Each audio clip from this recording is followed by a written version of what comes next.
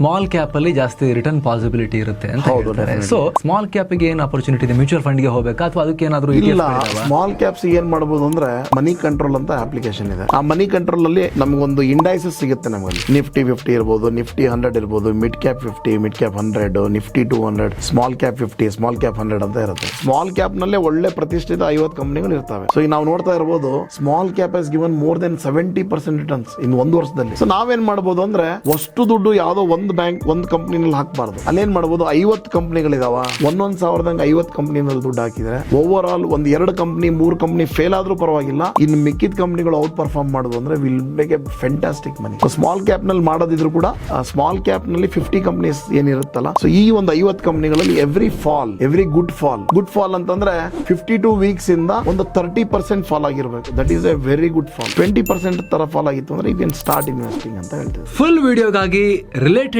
Link click ಮಾಡಿ.